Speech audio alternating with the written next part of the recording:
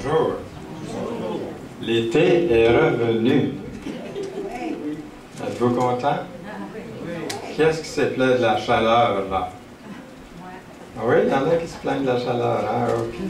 Je peux comprendre que des fois, ça peut épuiser. Donc, ce matin, je disais à Jacques, la dernière fois, on a parlé d'André, l'apôtre. Cette fois-ci, on va parler de Jacques, l'apôtre. Alors, je dis à Jacques aussi, prends pas ça personnel, ce matin, je vais parler de Jacques. Mais ça fait du bien de voir que c'était des hommes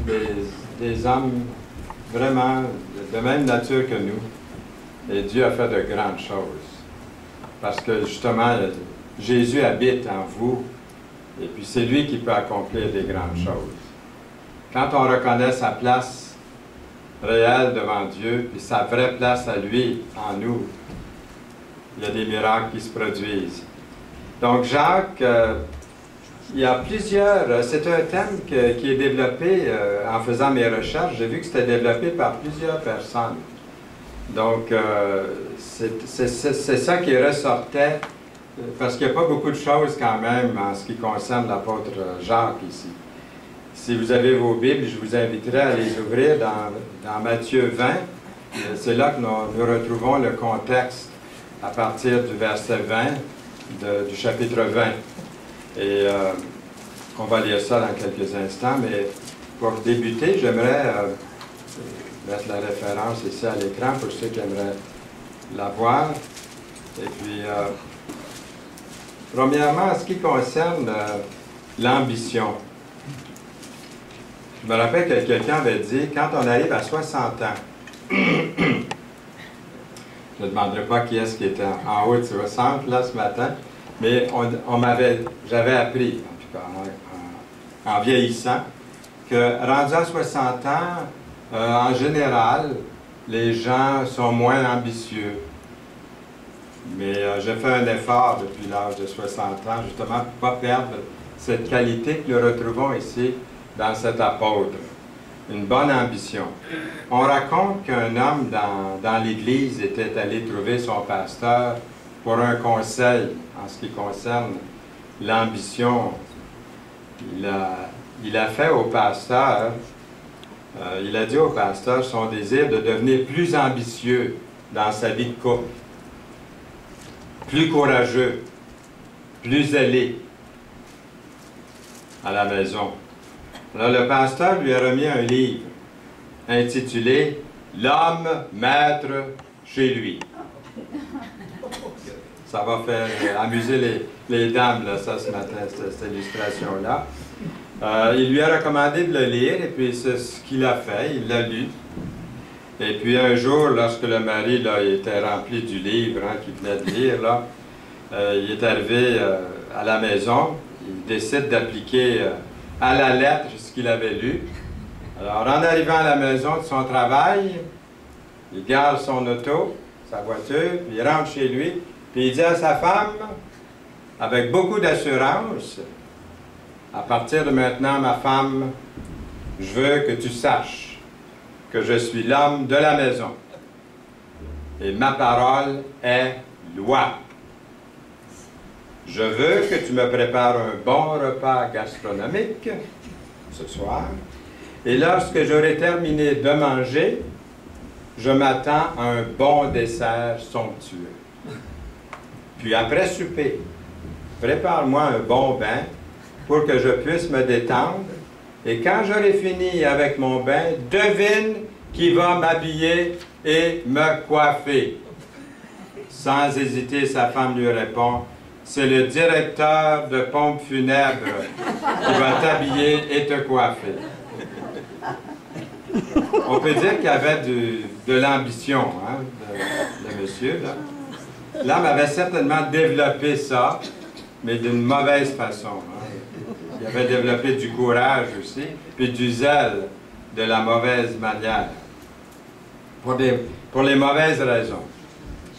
Aujourd'hui, nous allons regarder un apôtre qui semble avoir eu ces qualités-là, l'ambition, le courage, puis le zèle. Pour les bonnes raisons. qui les a eues, ces qualités.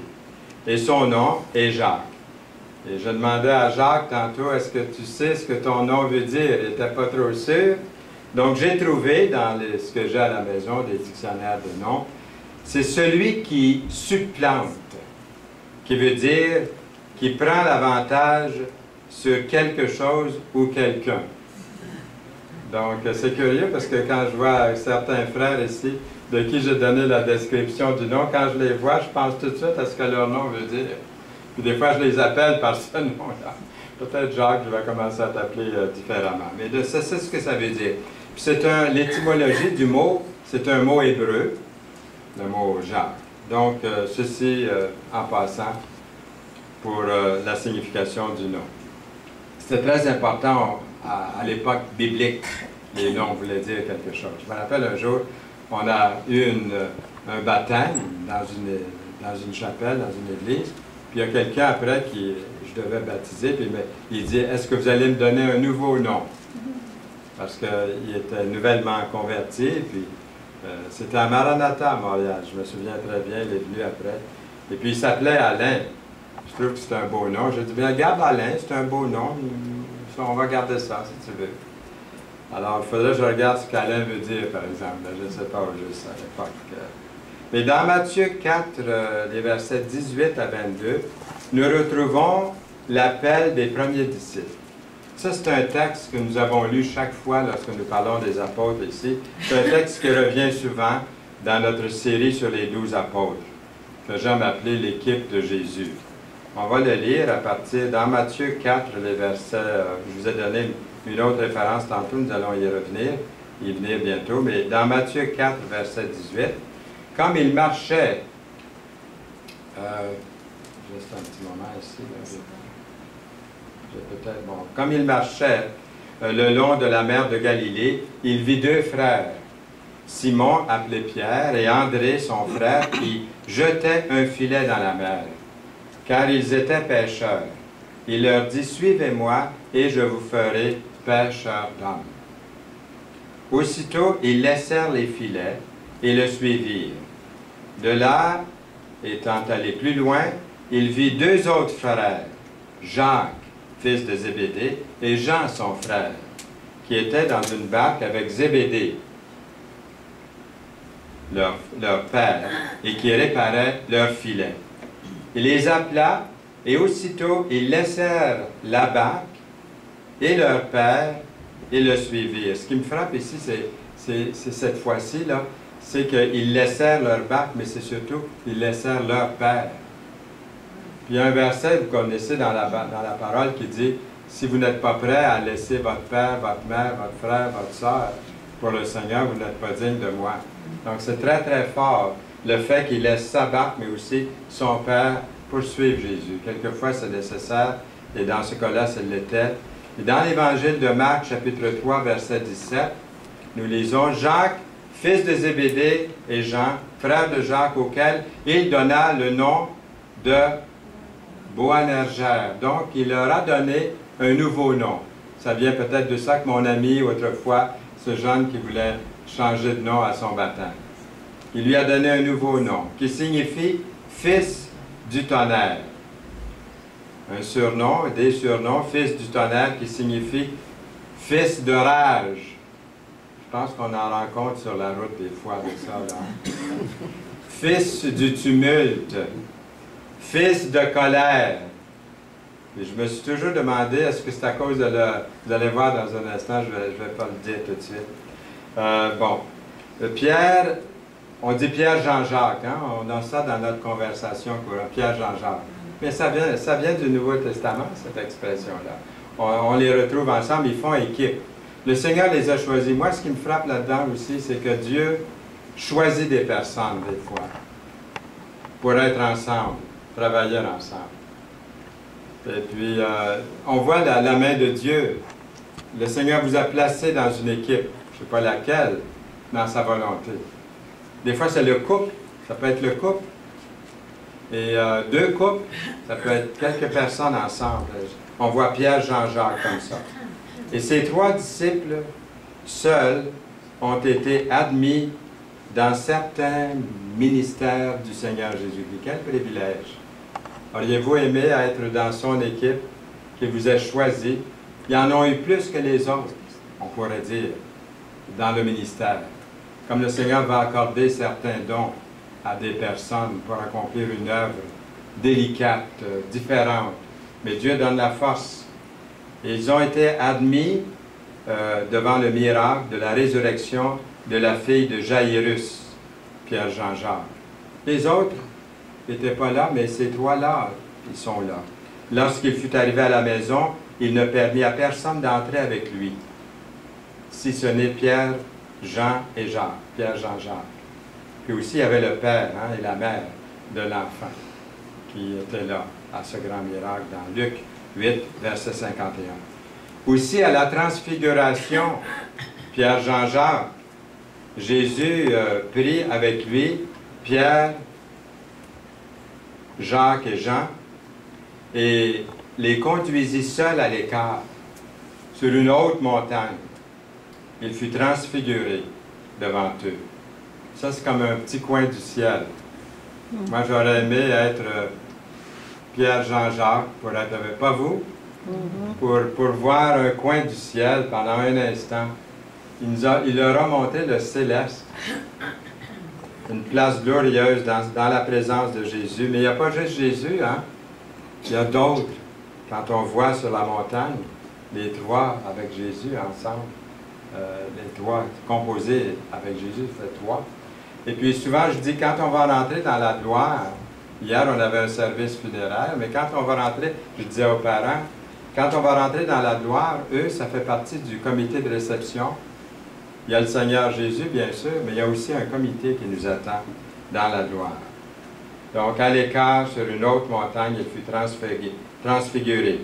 À l'agonie, dans Gethsémani, il prit avec lui Pierre et les deux disciples, les deux fils de Zébédée. C'est Jacques et Jean. Il commença à éprouver de la tristesse et des angoisses, dans Matthieu 16, verset 37. Dieu choisit des personnes pour des tâches spéciales, puis c'est ce qu'il a fait. Il les a emmenés comme ça. Plus tard, ces trois-là ont été utiles dans le ministère. Ils ont vu Jésus à l'œuvre sur la montagne, des résurrections, et puis ils ont accompli un ministère spécial pour le Seigneur. Mais regardons la première de ces qualités de Jacques. Jacques était un gars ambitieux. Mais ce qui me fait sourire là-dedans, moi, c'est que sa mère a mis son grain de sel. Connaissez-vous des mamans comme ça? On les appelle aujourd'hui des mères poules, hein, je pense. Mais sa mère met toutes les chances du côté de ses gars. C'est naturel. Je trouve ça merveilleux. Mais quand même, ça me fait sourire un peu. Elle parle à Jésus pour ses deux gars. On veut qu'ils soient bien placés dans Matthieu 20, les versets 20 à 23 que vous avez devant vous dans la Bible. Son nom, on pense que c'est Salomé. Elle est mentionnée dans Marc 15, 40. Elle serait la mère de Jacques et de Jean. Alors la mère des fils de Zébédée s'approcha de Jésus dans le verset 20 de Matthieu 20. Avec ses fils, elle s'approche de Jésus et se prosterna pour lui faire une demande. Il lui dit, « Que veux-tu? » « Ordonne, dit-elle, que mes deux fils que voici soient assis dans ton royaume, l'un à ta droite, l'autre à ta gauche. » C'est pas beau, ça? Une maman comme ça? Matthieu 20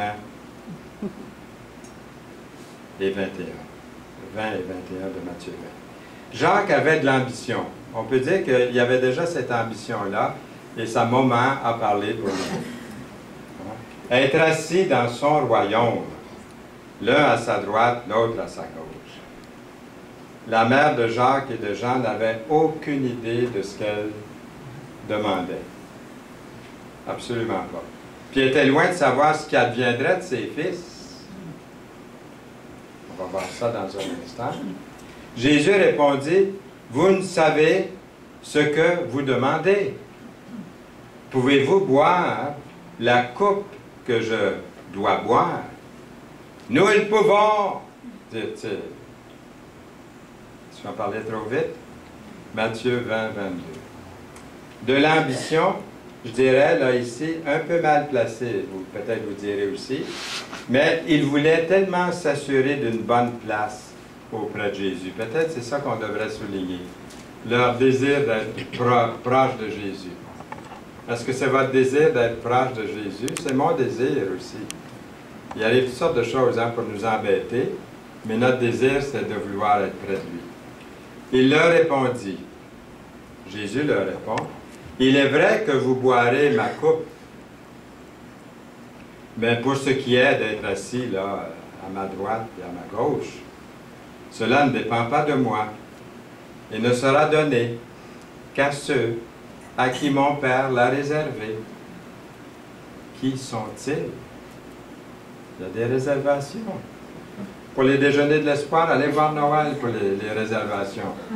Mais mais ici, c'est Dieu qui va décider pour la réservation. Ce que nous savons pour sûr au sujet de Jacques, en nous basant sur l'Écriture, il était un pêcheur robuste, pêcheur de poissons. Ses parents devaient être aussi assez en moyen, parce qu'il possédait des bateaux, et puis de l'équipement de pêche. Puis le père de Jacques était, on voit, il était ami du grand prêtre.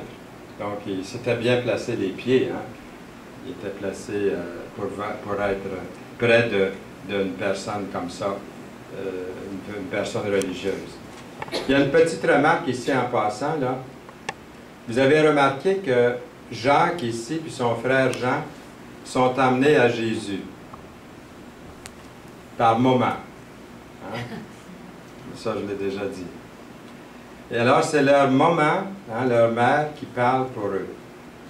On peut dire qu'elle a du front, la madame. Je reviens là-dessus parce que... Mettez-vous dans la peau de Jacques. Je veux parler maintenant de Jacques et de Jean, qui pourraient être peut-être embarrassés que ce soit leur mère qui insiste tellement comme ça auprès de Jésus, qui se dépêche à parler de Jésus pour eux. C'est comme quand vous étiez à l'école primaire, je ne sais pas si c'est arrivé à des gens ici, là. Devant tous vos amis, votre mère vous passait le peigne dans les cheveux, là, puis elle plaçait votre gilet, puis votre veston.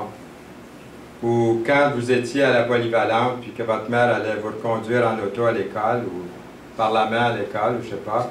Puis en vous déposant devant l'école, elle criait à haute voix, elle vous criait « Je t'aime, mon trésor! » Imaginez-vous tous les copains qui...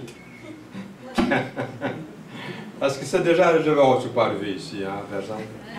Alors, pendant toute la semaine, tous vos amis de la classe, là, ils vous appelaient « Hey, trésor! Bien joué, trésor! » Est-ce que ça vous est déjà arrivé quand vous étiez encore assez jeune, votre mère qui vous disait, moi, elle me l'a dit, ma mère, « Voyons, tu es assez grand pour t'habiller tout seul. » Mais aussitôt qu'on mettait le nez dehors, en public, nos mamans se mettaient à nous replacer nos cheveux, notre cravate, nos manches, etc., etc.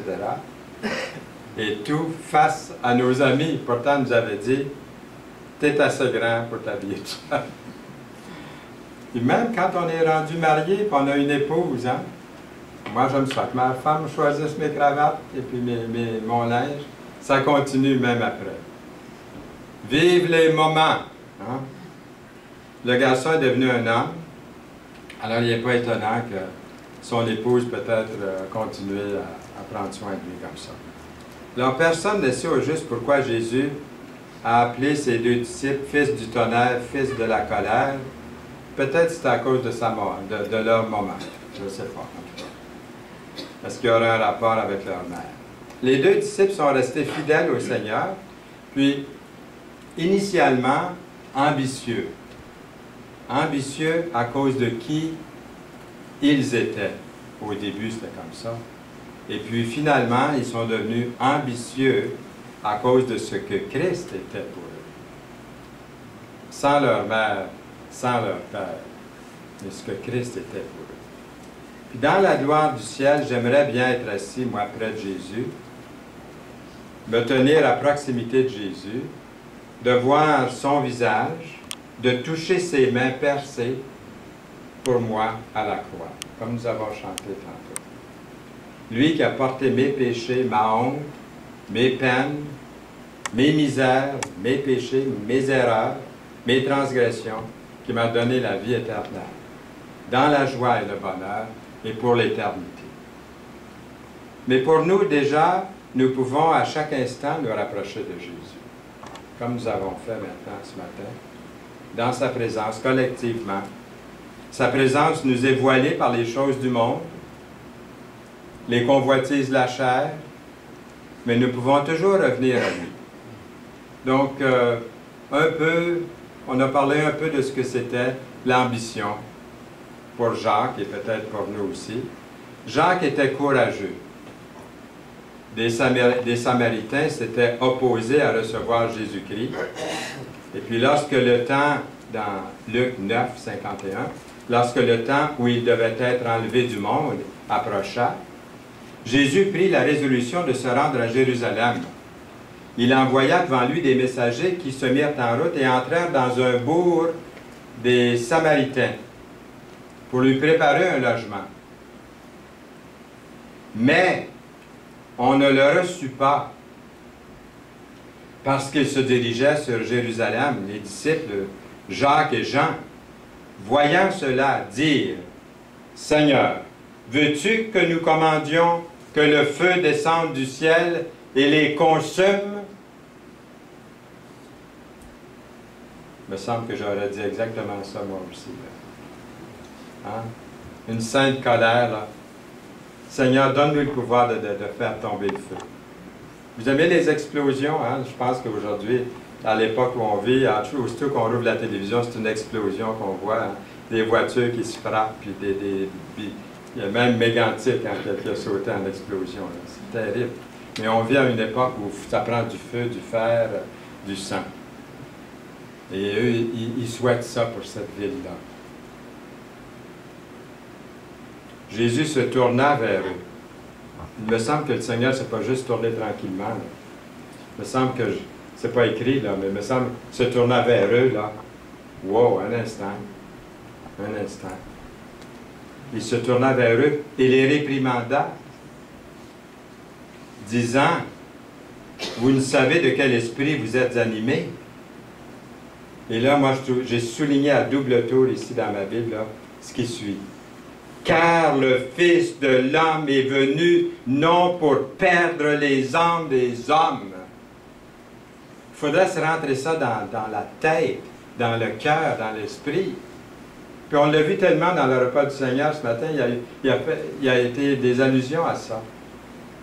Il n'est pas venu, moi autrefois, avant ma conversion, j'ai pensé que Dieu était un juge qui allait un jour me punir, m'envoyer au purgatoire si j'étais assez bon. Ou peut-être en enfer si j'avais été méchant. Il n'y avait pas de chance, ce n'était pas un Dieu d'amour. Mais ici, nous voyons, l'enfer existe, le purgatoire. Non, mais l'enfer existe, il y en a qui vont y aller. Parce qu'ils ont refusé, ils ont négligé de mettre leur vie en règle avec tant d'amour que Dieu nous a déployé en donnant son Fils pour nous. Mais le Fils de l'homme, Jésus, est venu non pour perdre les hommes, mais pour les sauver. Et ils allèrent dans un autre bourg. C'est mieux comme ça. Même si Jacques vit une certaine confusion par rapport au royaume de Dieu et son rang dans ce royaume-là, avez-vous déjà, je vais illustrer, avez-vous déjà entendu parler de cette légende en Inde?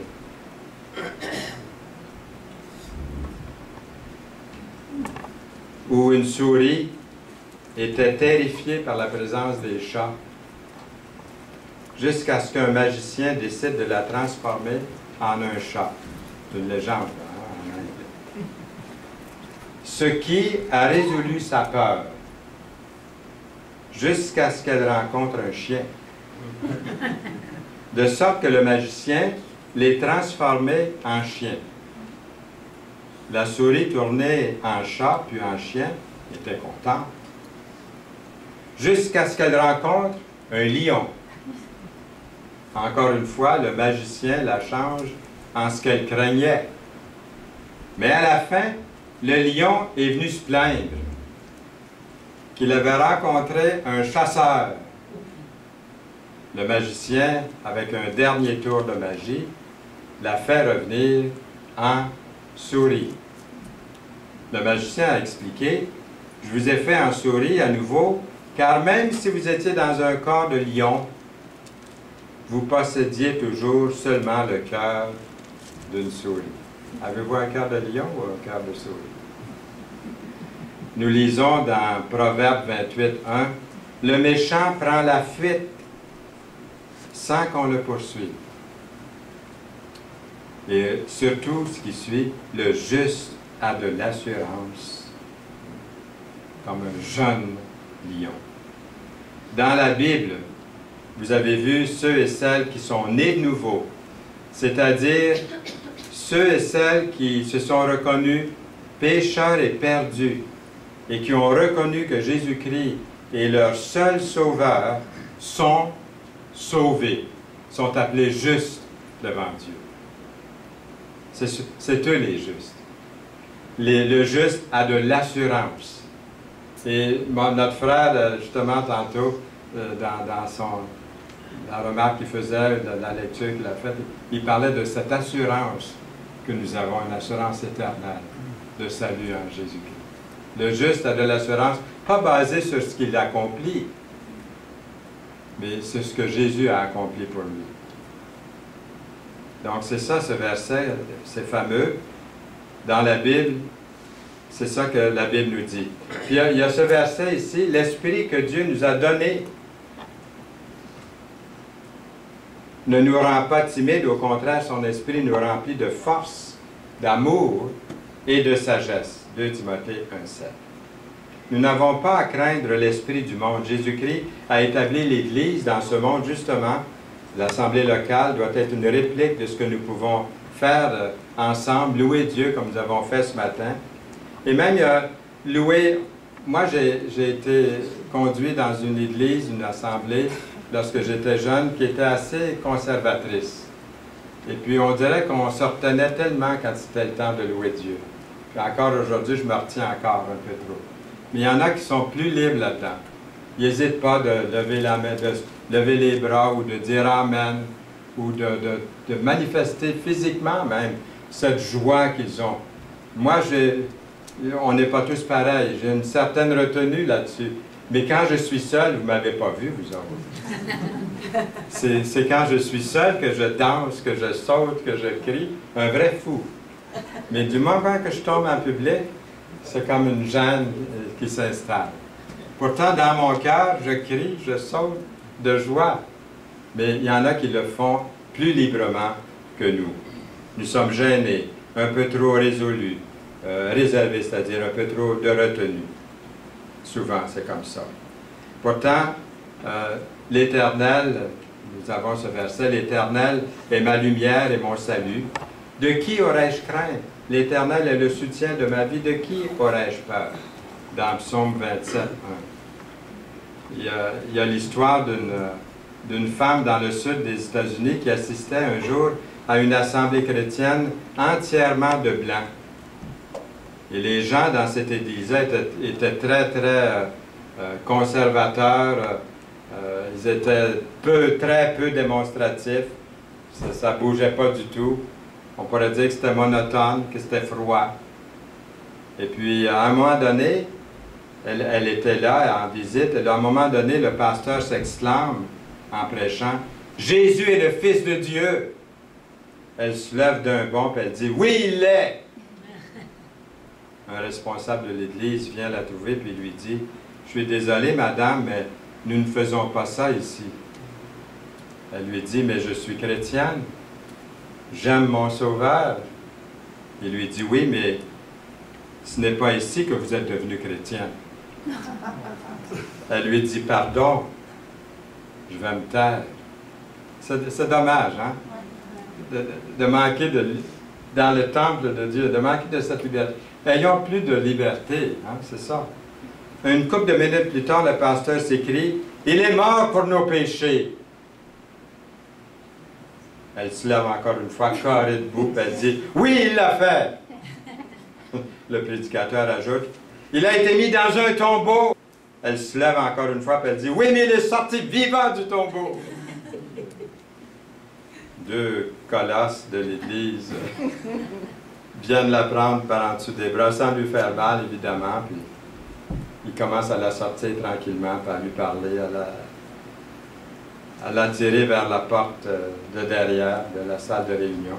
Puis pendant ce temps-là, la femme, elle crie « Hosanna dans les lieux très hauts! Hosanna dans les lieux très hauts! » Alors les hommes lui demandent « Pourquoi vous dites ça? » Elle répond « Eh bien, le dimanche des rameaux, Jésus fait son entrée sur une âne, mais aujourd'hui j'en sors sur deux. »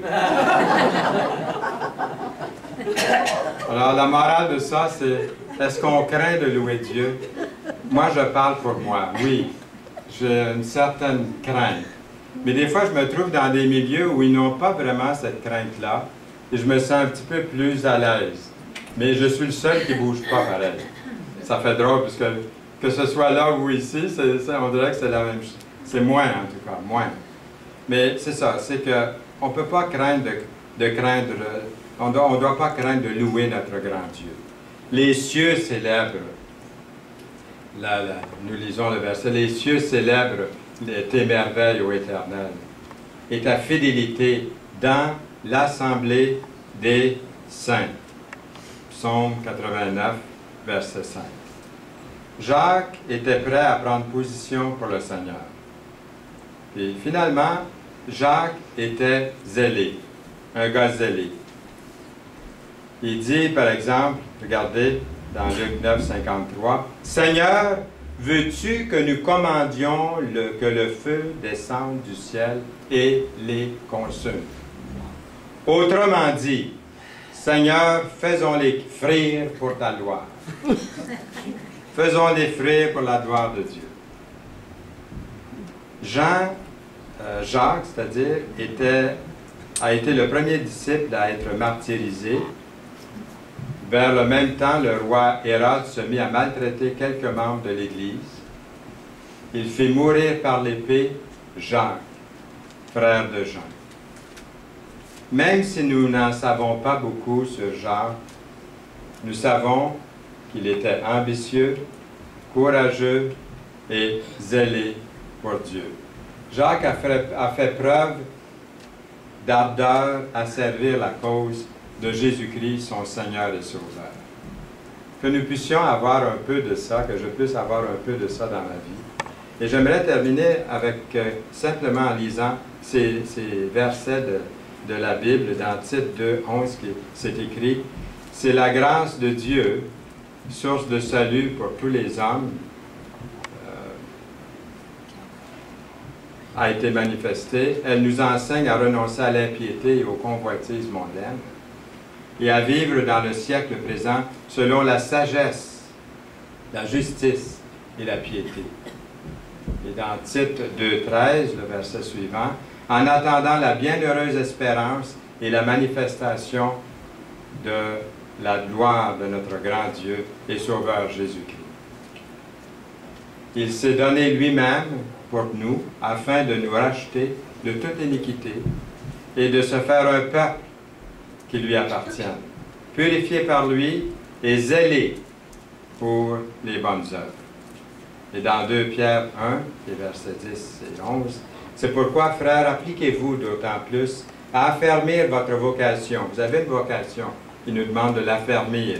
« Et votre élection, car en faisant cela, vous ne broncherez jamais. » C'est ainsi, en effet, que l'entrée dans le royaume éternel de notre Seigneur et Sauveur Jésus-Christ vous sera largement accordée.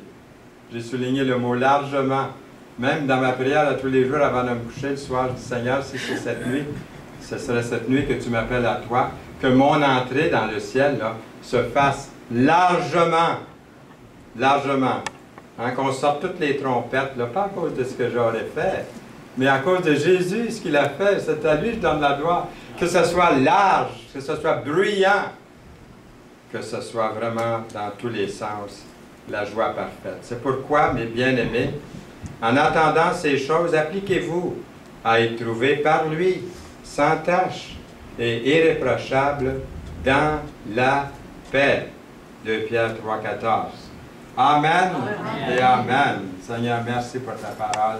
Merci pour l'encouragement que nous recevons avec ce disciple, cet apôtre qui a démontré ses grandes qualités pour toi, que nous puissions aussi les appliquer chaque jour, à partir d'aujourd'hui, chaque jour, dans notre vie chrétienne. Marcher fidèlement pour toi, c'est notre désir. Merci de nous habiter, de nous conduire par ton esprit, de nous précéder dans cette marche. Au nom précieux de Jésus. Amen. Amen.